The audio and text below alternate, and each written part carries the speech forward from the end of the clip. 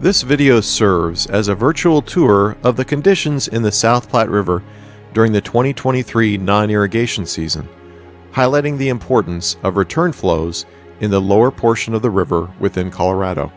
River flows are currently gauged at Balzac, about 4 miles upstream of the Pruitt diversion dam, which itself is just upstream from the western border of Washington County, which marks the beginning of the lower section of the South Platte River as defined in the South Platte River Compact.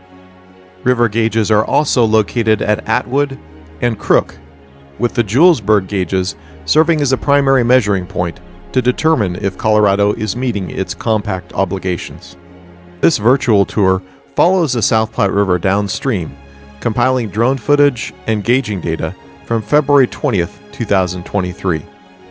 Provisional gauge measurements from Colorado's Division of Water Resources show the flow at Balzac was around 350 CFS in the early afternoon.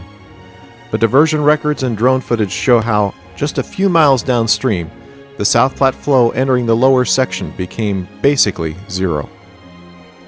This view shows the South Platte River looking north downstream at the Pruitt diversion dam, where water can be diverted into both the Pruitt Inlet Canal on the right bank and the much smaller Tetzel Ditch on the left. Around 386 CFS was being diverted into the Pruitt Inlet Canal at this time, with no diversions into the Tetzel Ditch. As the drone footage shows, almost no flow was allowed past the diversion dam, with the canal sweeping the river, as the phrase is used, moving water into the Inlet Canal, where it can flow downstream to help fill Pruitt Reservoir and provide flows for the Johnson and Edwards Ditch. Because the lower section of the South Platte River begins just 2 miles downstream of the diversion dam, flows entering the lower section were also close to zero.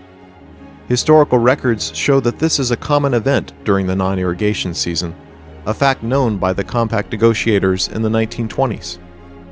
About 18 miles downstream is the next gauge location, the Atwood gauge. Despite being less than 20 miles downstream of a dry river, the Atwood gauge showed around 128 CFS. Return flows from irrigation on adjacent lands, seepage from the Pruitt Inlet Canal and the Pruitt Reservoir itself, and other incremental river gains boosted flows significantly.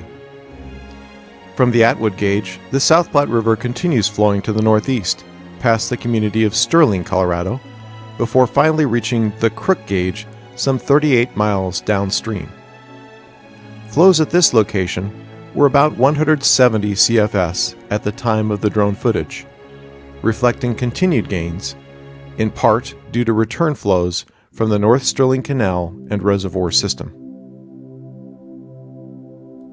To put this flow into context, 170 cubic feet per second would be enough water to fill Lincoln's Memorial Stadium in less than a day. The last stretch of the lower section of the South Platte River in Colorado stretches about 35 miles from Crook to Julesburg, where multiple gauges record river flows only a few miles above the Nebraska border.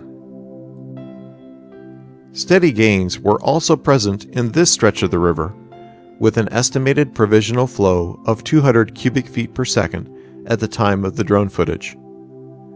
The Julesburg gauges are located along a bridge just south of the community of Julesburg, and the flows at this location can branch into multiple channels, recorded by separate gauges, depending on the quantity of overall flow. This drone footage presents tangible evidence of the importance of return flows in the lower section, which helped turn a dry river around 100 miles upstream into a significant flow volume. Similar conditions continued during other portions of the 2023 non-irrigation season, with return flows providing a consistent supply to the river flow. On March 9th of 2023, flows at the Julesburg gauge increased to around 279 CFS, even though the Pruitt diversion dam was again diverting almost all the flow before the start of the lower section. For much of the 2023 non-irrigation season, flows entering the lower section were close to zero, but with the help of return flows, Julesburg flows approached 400 CFS a few days before this footage. Recent flows at Julesburg and other portions of the South Platte River should be put in context with the current drought conditions. According to the U.S. Drought Monitor, all of the lower section was in at least moderate drought conditions, with the lower end in either severe or extreme drought. As a comparison, the average non-irrigation season flows for the lower section over approximately the last 10 years were significantly higher than the flows observed during the periods covered in these examples. Yet, even during the current drought, the benefits to stream flow from return flows are easy to see. Current flows are also impacted by hundreds of Colorado recharge projects in the lower section, which divert water in the non-irrigation season to attempt to offset stream depletions caused by well pumping in the irrigation season.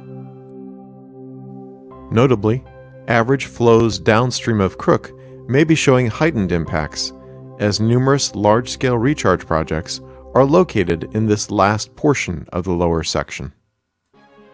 These impacts from Colorado recharge projects could be reversed through the construction of the Perkins County Canal, as its 1921 water right, granted via the compact, could stop recharge facilities and other Colorado diversions from taking water during the non-irrigation season. This could add tens of thousands of acre-feet to the river, boosting flows even more into the state of Nebraska.